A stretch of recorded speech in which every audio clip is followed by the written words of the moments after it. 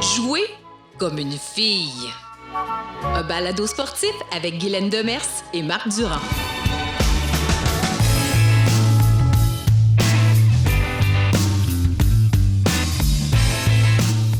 Alors, bienvenue à la balado Jouer comme une fille. Grande première. Guylaine Demers avec moi. Salut, Guylaine. Salut, Marc. Hey. Ça fait longtemps qu'on en parle, hein? Oui, monsieur. Sérieusement, oui, là, ça fait quoi? Presque un an, ce projet-là? Oui, tout à fait. Oui, ça, puis évidemment, on a toujours l'excuse de la COVID, mais c'est vrai que ça a rajouté à l'extension du projet. Il y a eu toutes sortes de belles choses en même temps qui sont arrivées en 2020. C'est ça. 2020 a été finalement, pour toi, peut-être pour aussi la cause des femmes dans le sport, une bonne année, finalement, quand on regarde ça comme ça, entre autres pour la recherche et pour les différents programmes dont tu parraines maintenant.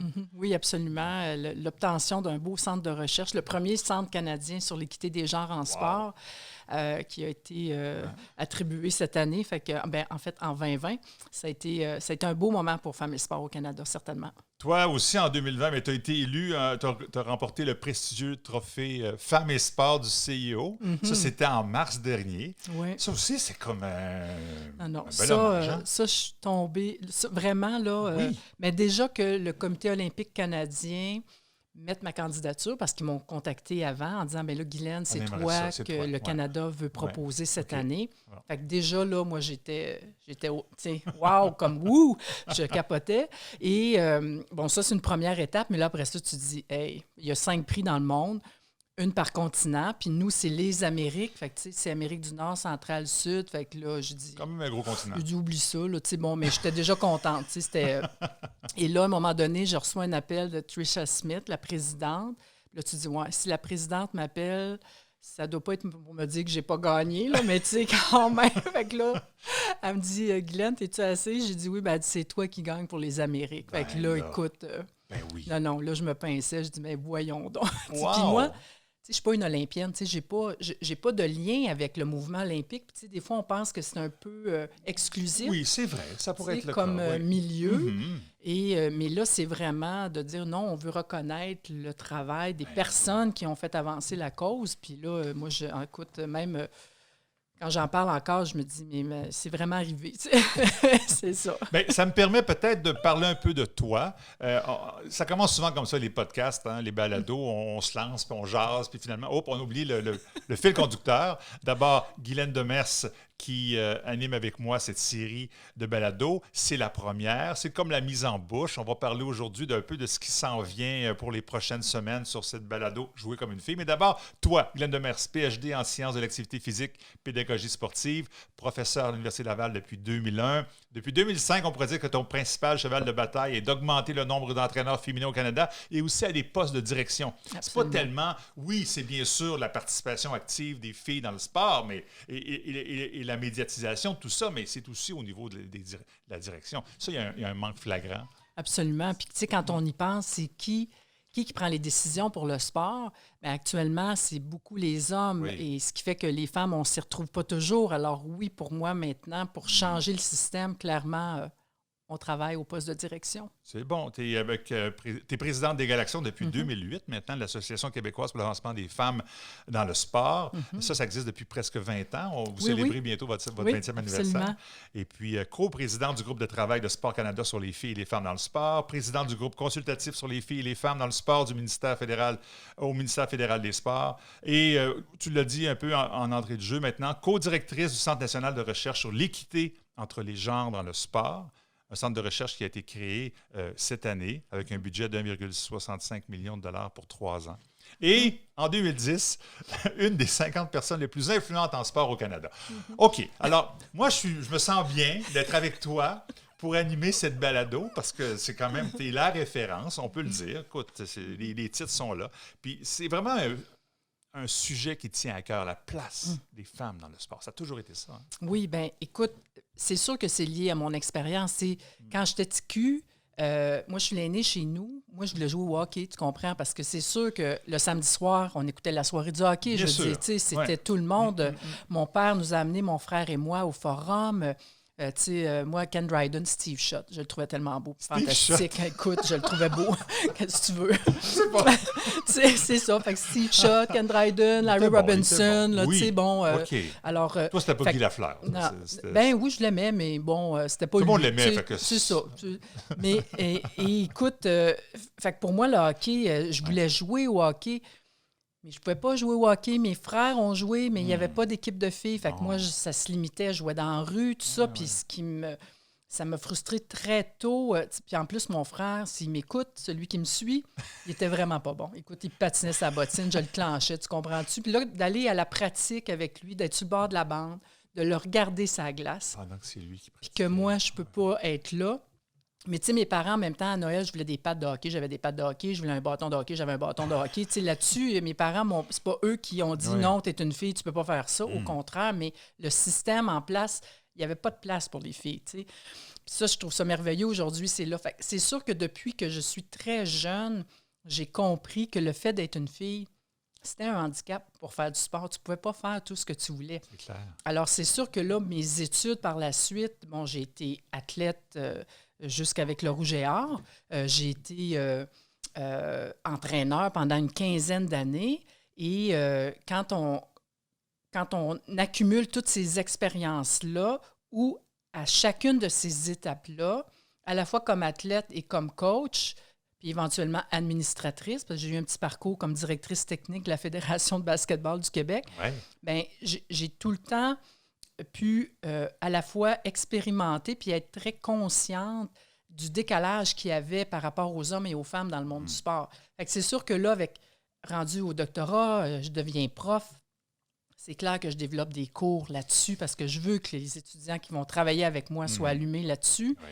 Mais alors, c'est clair que cette passion-là, la graine a été semée très, très tôt, disons, dans mon parcours. Oui, et puis ça a été ça pour toute ta vie et encore aujourd'hui. Puis aujourd'hui, on a une balado qu'on lance, qu'on appelle « Jouer comme une fille ». Bon, c'est un titre provocateur un peu parce que pour bien des gens, encore, jouer comme une fille, ben c'est jouer mollement, lentement, c'est pas avoir beaucoup de talent, échapper le ballon facilement, lancer faiblement. C'est comme même une insulte si on dit ça à un gars, tu joues comme une fille. Écoute. Non, c'est la pire insulte. Presque la pire insulte. Oui, absolument. Ça, hein? Oui, alors que jouer comme une fille, ben ça veut pas dire ça. Si je joue comme Marie-Philippe Poulain. Parce que, oui, absolument. Homme ou femme. Mais c'est drôle parce que Barack Obama, je lisais ça, Barack Obama a comme brisé la glace en 2015. Je ne sais pas si tu as vu ça passer à un moment donné, mais il y a eu l'équipe féminine de soccer qui a été accueillie à la Maison-Blanche, comme on le fait pour le Super Bowl et tout ça. Puis il a dit, jouer comme une fille, c'est être les meilleurs. Puis écoute, les médias avaient repris cette phrase-là. C'était quand même Barack Obama, un gars inspirant qui lance ça. C'est vrai que jouer comme une fille, Puis tu parles aux jeunes enfants, ils ne comprennent pas. Non, c'est ça qui est merveilleux. C'est ça qui est le fun. Oui, absolument. Ouais. Fait que en fait, tu te rappelles quand on a brainstormé pour avoir ce titre-là, arriver en fait à coucher pour un titre, on voulait à la fois interpeller et je pense que ça le fait encore aujourd'hui parce que pour beaucoup de gens, effectivement, la première image qu'ils ont quand on parle de jouer comme une fille, ils ne voient pas la super athlète, là, non, ils voient la fille qui lance mollement et qui n'a pas de excusez l'anglicisme, mais de drive. Là, il n'y a pas de tonus. C'est ça. Fait que, malheureusement, on voit encore ça. Et il y a, puis on va le voir au cours des émissions, des différents balados, que les filles sont encore socialisées à être fines, gentilles. Tu sais, les petites filles agressives, on n'aime pas ça, encore aujourd'hui. C'est vrai, hein? Alors qu'on va l'encourager chez les garçons. Oui, puis si on dit à une fille, tu joues comme un gars, là, c'est pas nécessairement un compliment. Là. C'est comme tu es trop tomboy. Oui, c'est ça. Tomboy, c'est tout à fait. Fait qu'il y a, clairement, ça a avancé. Préjugés. Tu sais, ça a changé. Je veux dire, si mes nièces aujourd'hui veulent jouer au hockey, ils vont se demander pas si elles peuvent, mais où vont-elles jouer? Oui. Ce qui n'était pas le cas, il y a 45 ans. Là. Fait que ça, c'est merveilleux. Mais on se rend compte qu'il y a encore une image associée. Tu sais, la binarité en sport, le féminin, le masculin, c'est encore très présent. Tu sais, qu'est-ce que ça veut dire être une fille, une vraie fille, puis qu'est-ce que ça veut dire être un vrai gars? Bien, encore aujourd'hui, un vrai gars, il faut que tu aimes le sport, autant que possible le sport collectif, puis il faut que tu sois robuste, puis il faut que tu sois agressif surtout, et tout ça. Mais la fille, oui, on peut penser que tu peux aimer le sport, mais l'image, et je suis certaine, les personnes qui nous écoutent, quand je dis une vraie fille, c'est quoi les premiers mots qui vous viennent en tête? C'est pas agressivité, robustesse. Non. C'est gentil, c'est fine, collaboratrice, douce, prendre soin. Oui, alors, on a encore ça à combattre. Et c'est qu'il y a un lien étroit entre toute cette socialisation-là puis le sport ensuite. Alors, qu'est-ce qui fait que des filles vont choisir certains sports? Bien, ça part de l'éducation, ça part de l'enfance, ça part... Est-ce que tes parents, systématiquement, vont t'inscrire en gymnastique parce que tu es une fille, puis au hockey parce que tu es un gars? Oui. Bien, ça arrive encore beaucoup là, sûrement, au Québec. Oui, tout à fait. Ouais. C'est pas de dire que c'est pas bon, mais c'est que très tôt, on met les garçons et les filles dans des cases. Et ça va avoir une influence jusqu'à les postes de direction. Là. On va voir pendant les balados que c'est tout lié. Donc, toutes les thématiques qu'on va aborder sont systémique. Un mot un mot qu'il ne faut pas prononcer. En tout cas, pas du côté de M. Legault quand on parle des Autochtones, là, mais c'est un peu... Oui, absolument. Tout à fait. Il y a une discrimination systémique. Et l'idée, je pense que c'est un des objectifs qu'on a, toi et moi, c'est, oui, on veut à la fois présenter le portrait, qu'est-ce qui se passe actuellement, mais, chers auditeurs, auditrices, soyez rassurés, on veut vraiment parler aussi des solutions puis des bons coups, là, des choses qui marchent. Bien, oui. Puis, honnêtement, je suis convaincu qu'il y a des gens qui se disent à la maison, t'as peu, là, c'est réglé, ça. Ça me semble que c'est réglé. Là, oui, il y a 20-30 ans, on était sexistes, et puis les féministes et tout ça, puis les filles dans le sport. Mais là, c'est réglé. Ça va bien mieux.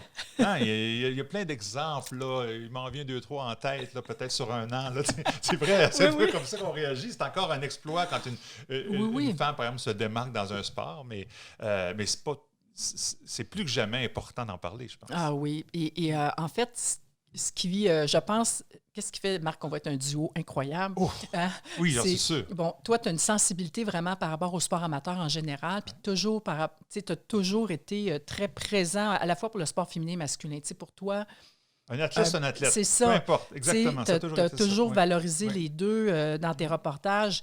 Et donc, tu as ce côté terrain très pratique aussi avec les acteurs du milieu sportif. Puis je pense que je vais apporter un peu le côté recherche aussi parce que, comme le commentaire que tu viens de dire, c'est que c'est pas juste toi et moi qui pensons qu'il y a un problème. Tu sais, on s'est pas levé un jour puis on a dit, bon, on est deux frustrés du sport féminin puis on va venir parler sur la place publique puis se défouler. C'est qu'on a vraiment des chiffres qui viennent appuyer. Et là, on a la chance de...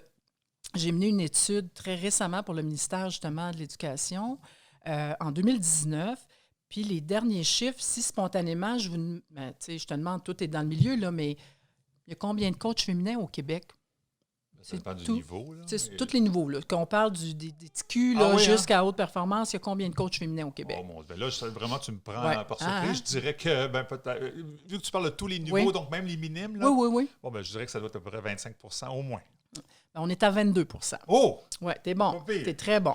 Mais si tu m'avais dit plus au niveau élite, là, c'est ça. Là, ça aurait été comme j'aurais dit 5 ou 10 peut-être. Oui, c'est ça. Alors, si on regarde, par exemple, la délégation canadienne aux derniers Olympiques, on avait 9 % d'entraîneurs féminins. Ah, bien écoute, je me rappellerai, je pense que je t'en avais parlé, mais aux Jeux de Sochi, à la montagne, donc tous les sports de ski de fond, biathlon, bobsleigh, ski alpin, 94 coachs sont présents, là, coach, assistant coach, tout ça.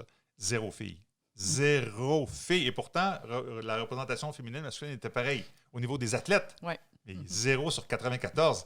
Il y avait, une médecin, il y avait une physiothérapeute, une massothérapeute. Mais c'est ça, là, il n'y avait pas de coach d'entraîneur féminin. Aucun. Non, pour le Canada.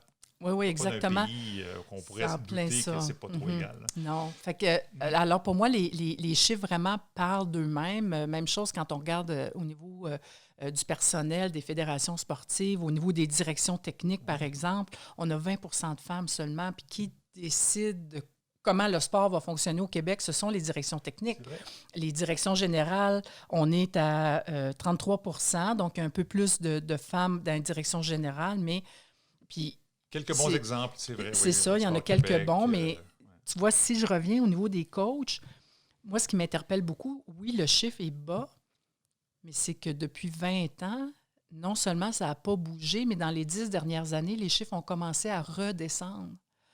Alors, il y a eu comme une espèce de petite montée, un petit espoir. Okay. On est monté à 20, on n'a même pas atteint 30 % jamais. Et là, ça recommence à descendre. Puis c'est un peu ce qu'on a le goût de jaser aussi dans la balado, c'est mais comment ça se fait? Puis de défaire certains mythes. Je pense que la discussion qu'on aura avec certains de nos invités aussi, certaines de nos invités, on aura des hommes et des femmes, bien, c'est d'avoir leur perspective, mais aussi que j'arrive avec mon petit grain de sel de recherche, je dis, bien, voici ce qu'on a appris dans la recherche. C'est vrai que les femmes n'appliquent pas sur les postes de coach. C'est pour ça qu'ils ne sont pas engagés, ils n'appliquent pas. Oui, c'est ça. Bien, c'est parce qu'ils n'ont pas tout à fait les compétences techniques, tactiques que les gars ont. Fait que c'est pour ça qu'on ne les engage pas. Ah, mais tu sais, la conciliation travail-famille, ça ne marche pas avec le coaching. Fait que c'est pour ça qu'il n'y a pas de femmes. Alors, je suis certaine qu'il y a plein de gens que ce que je viens de dire vont dire, ben oui, c'est ça, c'est ça. Ouais. Mais est-ce que c'est vraiment ça qui explique le...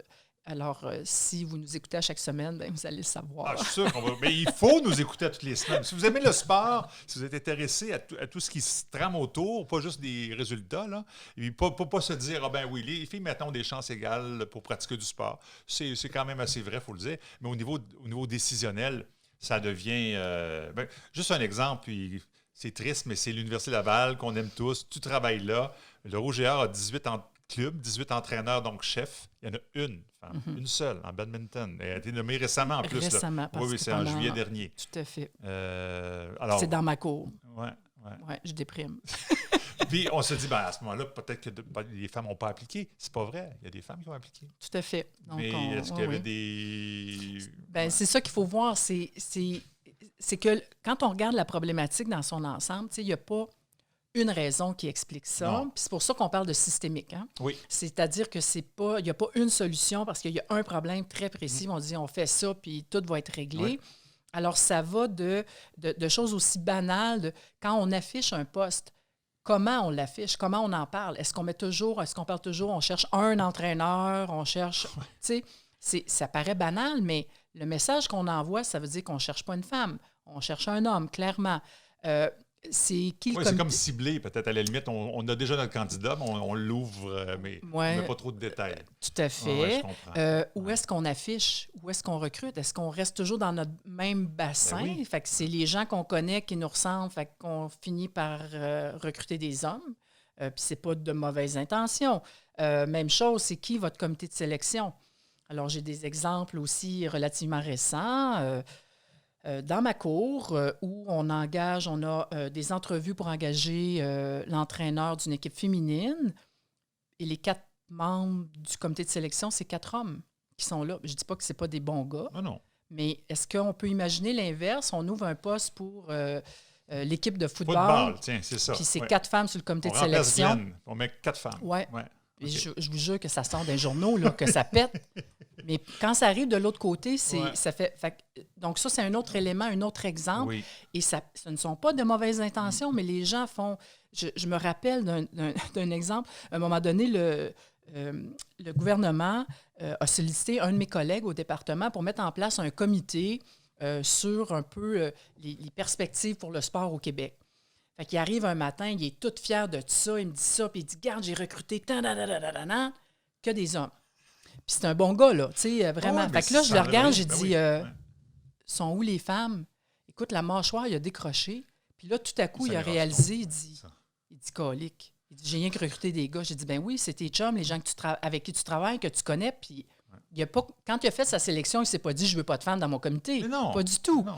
C'est ça. Alors, c'est toutes ces petites choses-là où il faut que maintenant, on développe cette... Le réflexe, c'est pas un bon mot, comme j'ai fait des cours de bio. J'aime ça, le réflexe, mais c'est pas bon. Non, un réflexe, là, ton cerveau n'est pas engagé. Ah, OK. Non, c'est ça.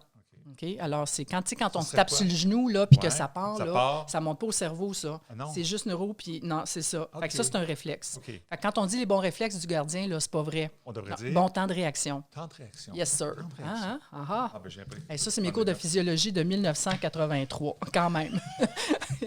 Tu les as pris, tes cours. Ouais, c'est bon, ça. Mais Hey, écoute, on est en train de développer un des 15 ou 16 thèmes, 15-16 émissions sur les entraîneurs. Imaginez tout ce qu'on a. Puis, je ne sais pas si ce serait le bon moment peut-être de parler un peu du format. Hein, quand même, une balado qui devrait durer, on l'espère, entre 20 et 30 minutes. Je pense que ça va déborder un peu de temps en temps parce qu'on a vraiment des invités extraordinaires. Je ne sais pas si on pourrait faire le tour peut-être des différentes émissions qu'on va présenter, entre autres le rôle des gouvernements. Avec, entre autres, Isabelle Charret. La visibilité du sport féminin. Guylaine. Ah oui. Hein? Ah ouais. Ouvre ta télé puis cherche Jean. Ouais, c'est ça. Dans ton résumé, là, tu vas peut-être entendre parler de tennis de temps en temps. Golf. Puis un peu moins. Un peu moins que les hommes. Mm-hmm. Et puis, d'ailleurs, je serais curieux de vous demander comme ça, vite, nommez-moi 3 golfeuses.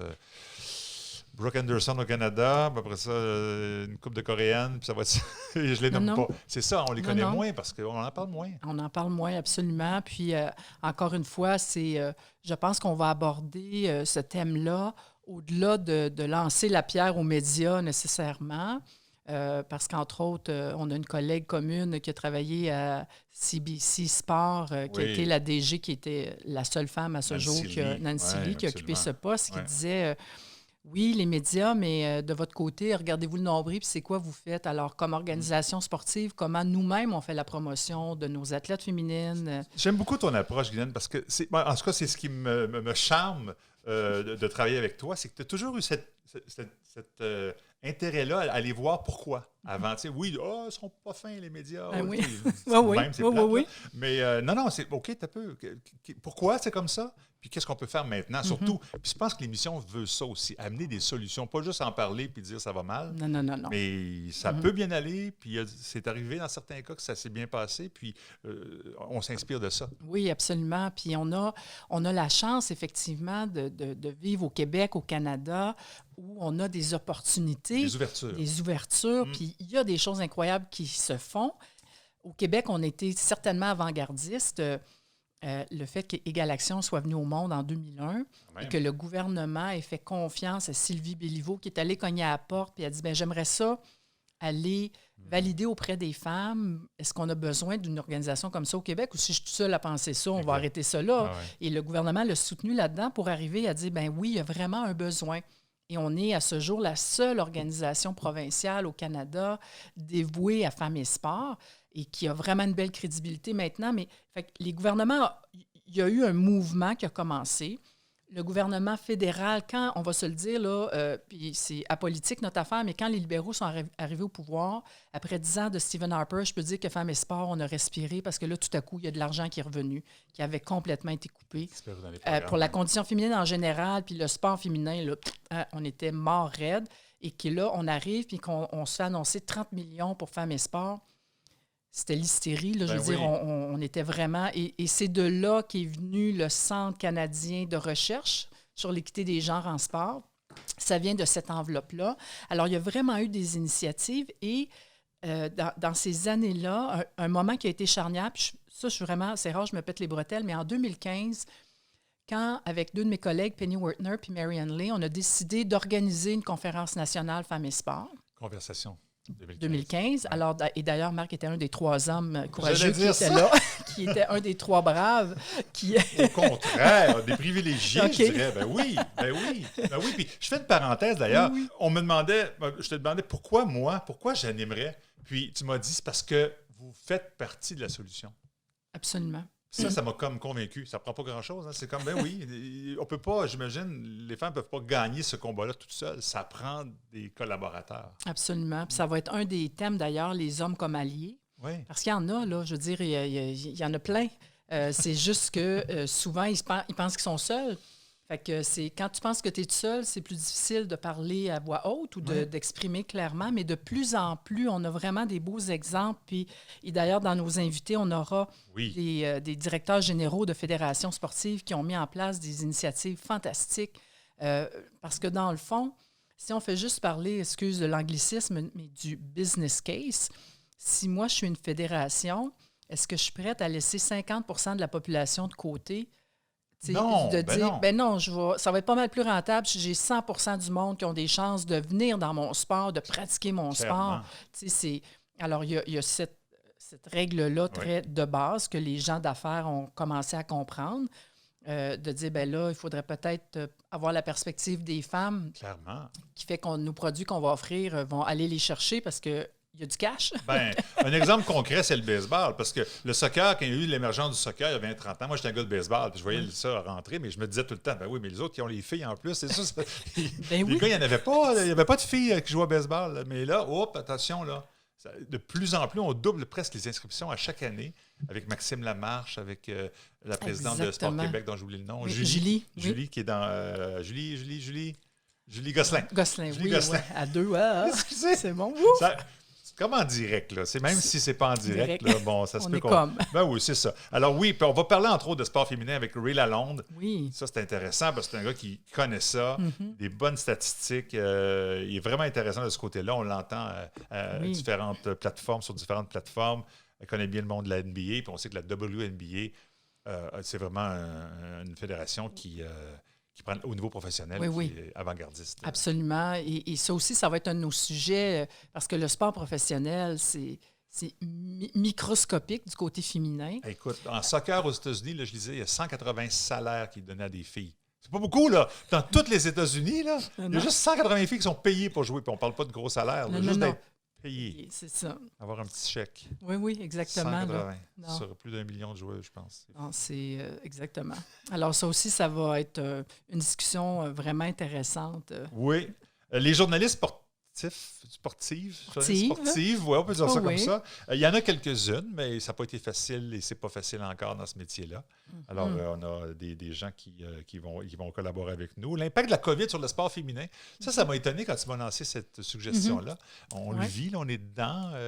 C'est pas fini. On pensait en 2021 qu'on s'enclairerait, mais ça a l'air qu'on va falloir qu'on en parle un peu. Mais oui, ça a été important. Oui, en fait, si on regarde d'une façon globale, la pandémie a plus touché les femmes que les hommes. Et pourquoi? C'est que c'est les femmes qui occupent les emplois précaires et les emplois de soins, les préposés, toute l'organisation de services, c'est les femmes qui sont là. Et c'est les emplois qui ont été les premiers touchés. Ça a été les premières à perdre leur emploi. Quand il y a eu des décisions à prendre, c'est ces femmes-là qu'on a mis au chômage. Et ça, c'est vraiment documenté. Puis ce qu'on s'est rendu compte, c'est que du côté sportif, c'est la même chose. C'est que déjà, on parlait tantôt, oui, il y a eu une augmentation de la participation des filles, mais actuellement, au Québec, notre chiffre, on a 36 % de filles qui font du sport pour presque 70 % de garçons. Oui. Fait qu'il y a vraiment 2 fois plus de gars qui font du sport que de filles. Malgré tout. Et ce qu'on commence à remarquer, il commence à être documenté par la recherche, puis d'ici à ce qu'on ait le balado, je vais avoir plus de données, mais c'est que... C'est frais, en tout cas. Oui, c'est très frais. C'est quand vient le temps de décider quel sport on va couper, qui on va couper. Si on regarde actuellement, là, qu'est-ce qui est permis en sport collectif, c'est quoi? C'est le hockey masculin. Ouais. Une parenthèse encore que je peux ajouter, on disait, la COVID, parfois, permet... En tout cas, la COVID. La pandémie actuelle fait en sorte qu'on peut repartir le compteur à zéro. On parle, par exemple, de travailler à la maison un peu plus... Bon, il y a des gens qui commencent à croire que c'est possible. Est-ce que la pandémie aura un impact positif dans le rôle des femmes, dans le sport? Pourquoi pas? Comme là, tout a été arrêté. Clairement. Mais quand on va repartir, est-ce qu'on peut déjà penser, par exemple, dans l'utilisation des installations, que ça va être égalitaire? Qu'on va, ou à tout le moins... Ça dépend des sports, ça dépend où, mais à tout le moins représentatif. Si j'ai 40 % de filles qui jouent au hockey féminin, au hockey en général, ben, est-ce qu'il y a 40 % du temps de glace qui est aux filles? Clairement. Alors, c'est ça qu'il faudrait qu'on voit. Ce qui veut dire que tout de suite, quand on va vouloir repartir la machine, il faudrait que ça soit obligatoire, across the board, partout, de dire, ce que vous allez mettre en place, que ça soit représentatif de votre population, là. Clairement. Alors, c'est pas vrai que si on a 40 % de filles qui font le sport X, bien, on leur donne juste 10 % de temps des installations, d'utilisation des installations. Et tu sais qu'au jeu de, je ne sais pas lesquels jeux d'hiver, mais la Suède qui est en finale contre le Canada, je parlais à l'entraîneur après la partie, puis il me disait, nous autres, il faut pratiquer genre à 5 heures le matin parce que la glace n'est pas disponible. On ne parle pas d'un pays du tiers-monde, on parle de la Suède. Oui. Puis le hockey, c'était important pour eux. Là. Mais les filles n'avaient pas de glace à part à des heures impossibles parce que les gars prenaient la place après. Puis c'est fou, c'est l'équipe nationale. L'équipe nationale? Oui. On parle pas de l'équipe régionale. C'est ça. Fait qu'on imagine si on descend en bas, qu'est-ce que ça veut dire? Alors, fou, c'est tout ça. Puis tu as raison, je pense qu'il y a des opportunités, mais il faut déjà qu'on allume des lumières puis qu'on dise « Wow! » Avant de prendre nos décisions. Là. Puis c'est pour ça qu'il faut des femmes qui vont aussi être autour de la table pour prendre des décisions, pour allumer la lumière, dire « Hey, les boys! » Avez-vous pensé à... Oui, parce que c'est pas toujours de la mauvaise volonté. C'est plus comme de l'inconscience. Disons ça comme ça. Sexualisation du sport féminin. Ça, c'est un autre sujet qui va être passionnant, convaincu. C'est bien que t'es un gars. C'est drôle, hein?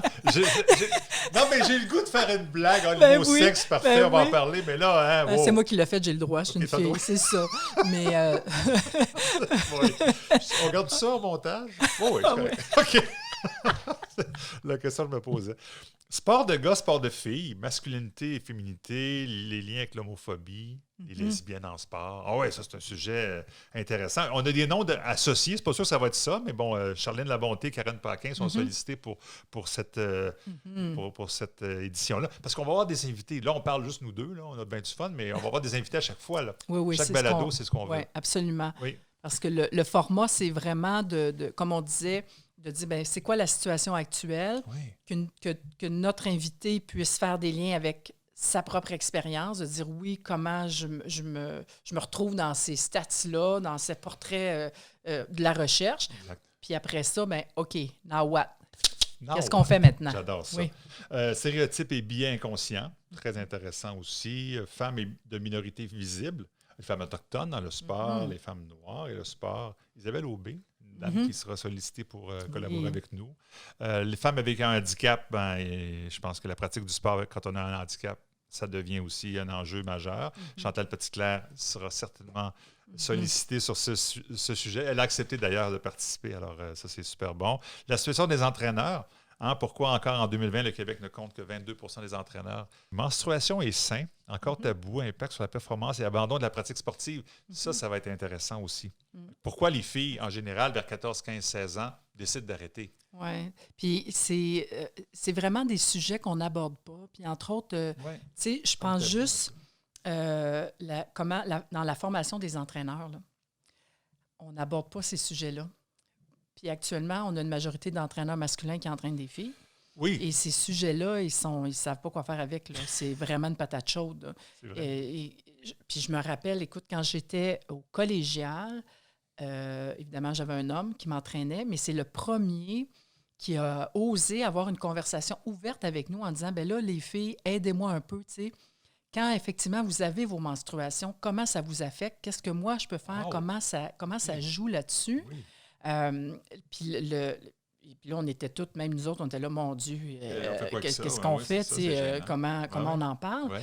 Puis l'exemple fantastique, c'est en 2019 à la Coupe du monde de soccer féminin en France. Ouais. Les États-Unis, puis là, c'est le fun, il y a des articles de recherche qui ont sorti là-dessus. Comme la Coupe du monde, ça dure 1 mois, mais ils ont tout planifié, les entraînements en fonction du cycle menstruel des filles. Ils ont vraiment suivi l'impact sur la performance parce qu'il y a un impact sur la performance. Ils ont vraiment, il y avait un calendrier, mais ils ont vraiment tout planifié vraiment en lien avec le cycle menstruel. Écoute, j'ai jamais vu ça de ma vie, là. Alors là, on va arrêter de faire comme si ça n'existait pas. Exact, Ça fait partie de la vie des athlètes féminines. On est menstrué 1 fois par mois, mais est-ce qu'on peut en parler de façon ouverte, mais aussi pour éclairer? Là, puis j'espère que, en fait, pour moi, ce sera un exemple de... Il devrait y avoir en formation d'entraîneur une capsule là-dessus. Là, les coachs, puis même les coachs féminines, là, ça ne veut pas dire que parce que nous, on était menstrués qu'on pense nécessairement. C'est ça qu'on m'a dit. Oui, non. On ne réagit pas de la même façon. Pas du tout. Non, c'est ça. Puis qu'on en vienne aussi à éliminer des expressions. Bon, tu es dans tes SPM. Moi, je suis plus capable. Là, ça se dit encore, ça? Mais, montée de lait. Pourquoi on dit montée de lait? C'est vrai, pourquoi on dit montée de lait? Oui, c'est ça. Ça fait mal une montée de lait, là. Mais pourquoi on dit une montée de lait, Fait que moi, il y a beaucoup d'expressions. Il y a des expressions, ça aussi, c'est un sujet intéressant. Ah oui, c'est ça, tu n'as pas de couilles. Moi, j'utilise pas ça parce que j'ai plein de collègues masculins que, franchement, c'est des molettes, là. Fait que moi, je parle de colonne vertébrale. Tu n'as pas de colonne vertébrale. Tu n'as pas de colonne vertébrale. Ça, c'est gender neutral. Exactement. Parce que pour moi, c'est pas vrai que y a cette notion d'affirmation, c'est relié à un genre, parce que... Fait que moi, l'expression « t'as pas de couilles », c'est mort. On n'entendra pas ici, sinon pour en rire. Oui, pour en rire, c'est ça, c'est « t'as pas de colonne ». T'as pas de colonne. Fait qu'on va vous donner des alternatives. Égal Action, on va en parler. Oui, merci. On va parler d'Égal Action aussi, le mandat, le rôle. C'est quand même le 20e anniversaire d'un phénomène qui est unique au Canada. Oui, absolument. Le Québec a été précurseur. Puis ça, il faut le dire aussi, les bons coups, il y en a eu. Il y en a. Oui. Il y en aura encore, on espère. Absolument. Puis là, on a le bonheur. C'est ça, on a hâte de rencontrer Isabelle Charret parce qu'on a le bonheur d'avoir la ministre de la Condition féminine et responsable du sport. Fait que pour nous, là, Femmes et Sport, c'est le jackpot. Ça, écoute, on va peut-être faire 2 shows avec on a gagné à l'auto. Femmes et Sport, oui, c'est bon ça. Puis ça nous amène tout ça, cette balado-là, à Conversation 2021 qui sera présentée de façon virtuelle, contrairement à 2015 où il y avait comme 200 personnes, on attendait au moins autant de gens de partout dans le monde. Là, ce sera virtuel, mais ce sera en mai, je pense. Juin. Alors ça, on peut naturellement aller faire un tour sur le site web, plus d'informations. Ouais. Mais on va vous en parler à toutes les balados. L'important, c'est de vous distraire, vous divertir et vous informer. La situation des femmes dans le sport s'est améliorée, mais il y a tellement de choses à faire, puis il y a des solutions. Puis c'est ça qu'on va proposer, entre autres, dans cette série de balados. Oui. Guylaine, c'était le fun? Oui. Tu es content de la première? Absolument. OK. Puis je pense qu'on a bien donné le ton. On veut... oui, c'est sérieux, mais en même temps, c'est relax. Puis on veut que les gens aient du plaisir à nous écouter, puis que ça allume certaines lumières en disant, ben sais-tu, même comme père de famille, qu'est-ce que je peux faire pour ma fille? C'est pas... On ne s'adresse pas nécessairement juste aux gens qui travaillent dans le monde du sport, mais pas du tout, parce que si on, comme on disait, systémique, tout le monde a sa part pour que ça avance. Exactement. Et je pense qu'il y aura des « Ah ouais, je savais pas ». Il y en aura plein à chaque 2-3 minutes de chaque balado, j'en suis convaincu. Puis ça, c'est le fun dans ce temps-là. Quand on apprend quelque chose, on en ressort grandi. Alors, Guylaine, c'est un rendez-vous, Guylaine Demers, qui sera avec moi pour tous les épisodes. Puis dès la prochaine, et toutes les autres, il y a des invités avec nous. Puis ça va vraiment être très, très intéressant. Bon, bien, merci beaucoup. À la prochaine. Soyez là. Oui.